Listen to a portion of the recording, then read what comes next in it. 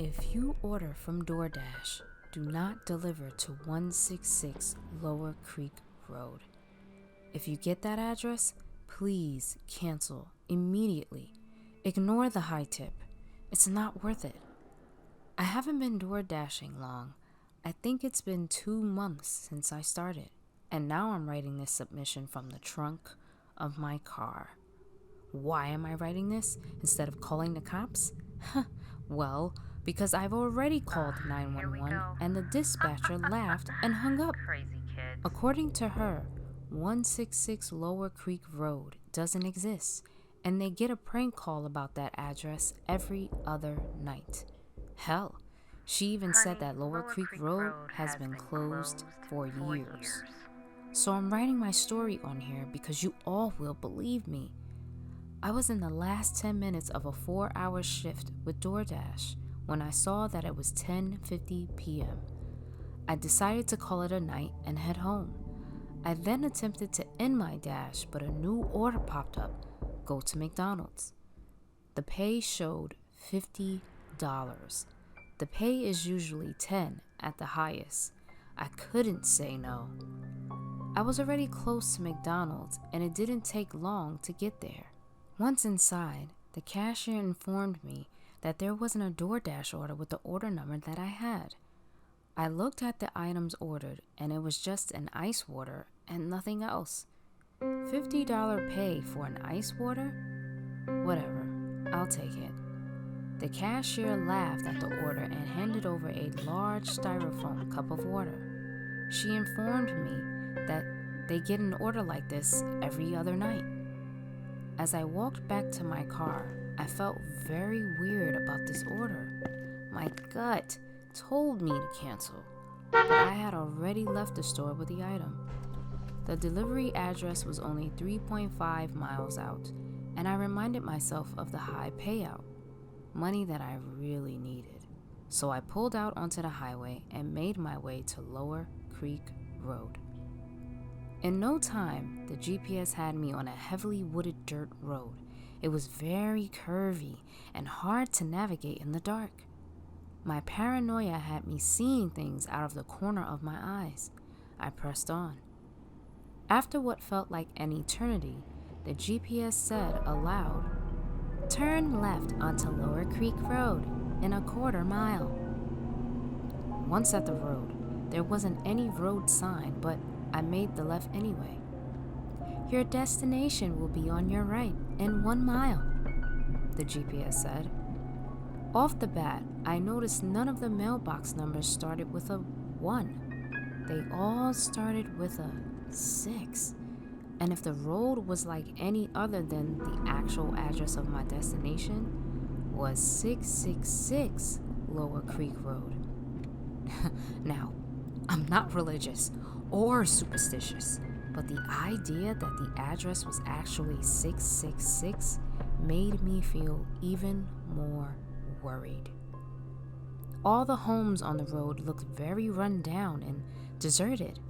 I was now only about 400 feet from my turn, and I could see an old rusty mailbox at the head of the driveway. Sure enough, the numbers on the mailbox read 666. The GPS sang out that I was at my destination, and the DoorDash app read off the delivery instructions. "Leave at my feet. Do not disturb." Those words chilled me. Usually the directions were a simple "leave at door" or "hand to customer." I slowly pulled down the driveway, which was fully surrounded by thick undergrowth and large trees. The little dirt road finally gave way to an opening. There was no house in the clearing. Sitting right in the middle of the opening were what seemed to be 3 men. They were sitting on lawn chairs in a semicircle. They were illuminated by a blue light that was being emitted from the ground by what looked like a projector. They all had their hands up in the air and were looking directly into the blue light. The scene made me so nervous. I began to feel nauseous. I got out of my car, slowly walked towards them. I have never walked so slowly and quietly in my life. I didn't want them to notice me at all. Once I reached them, I could tell they were all completely naked. The man in the middle had a small box in his lap, and smoke was coming from the box like something was smoldering inside of it. There was a strong smell of burning hair around them. The only noise was the hum of the projector. I approached the man closest to the road and carefully tried to set the cup of ice water at his feet. My hands were shaking too badly, and I dropped the cup, spilling the water all over his feet. None of them had any reaction. I promptly stood up and walked back to my car as fast as I could. My heart was beating out of my chest. When I got within about 5 feet of my car, I looked back towards the men. Only one of them remained in his seat. The other two were gone. For a moment, everything felt still, and then the man's head snapped in my direction. He stood immediately and started sprinting towards me. I turned quickly to get in my car, but what I saw stopped me completely.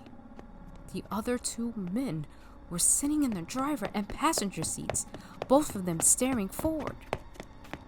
I heard the man's footsteps closing in from behind me, and before I could react, he tackled me head first into my car. The impact was violent, and I immediately felt blood running down my face. As I pleaded, the man dragged me back to the lawn chairs. He threw me down in the middle chair and dumped whatever was burning in the small box over my head. The embers burned my scalp. I began to scream as the man grabbed my face and forced me to stare into the light. My eyes began to get very heavy, and I couldn't keep them from closing. When they opened, I was no longer in the middle of the woods at night. It was now daylight. I was now high in the mountain and seated in front of a massive opening in the side of the mountain. Carvings were all around the outside of the opening. The carvings depicted faces with mouths agape.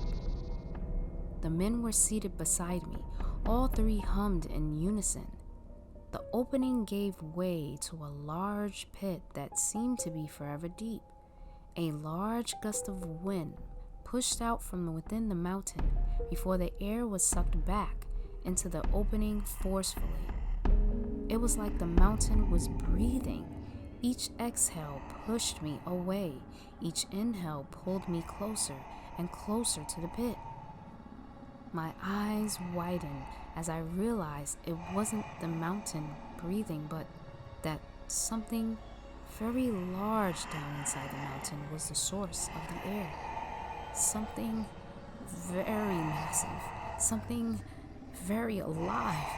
Just the thought of the unidentified being made me want to scream out in madness. My fixation on the abyss was broken by a buzzing and vibration in my pocket. My phone was ringing. This broke my trance, and I realized I was back in the woods in the middle of the night.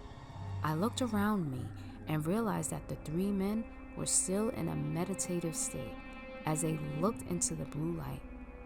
I jumped from the chair and started a dash for my car. I crashed into the driver's side door and dug for my keys. Nothing. They were gone.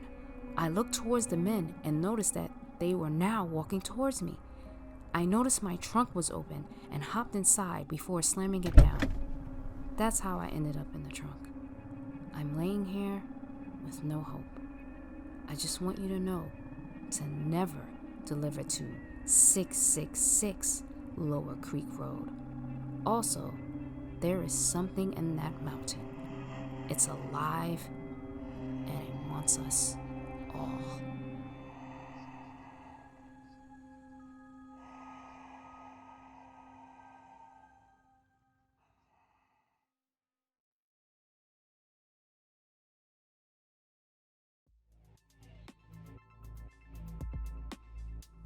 Good evening, my creepers and creepettes. I am Madam of the Night, and I hope you enjoyed tonight's story. They say always be leery of the delivery man, but in this case, always be leery of those you deliver to.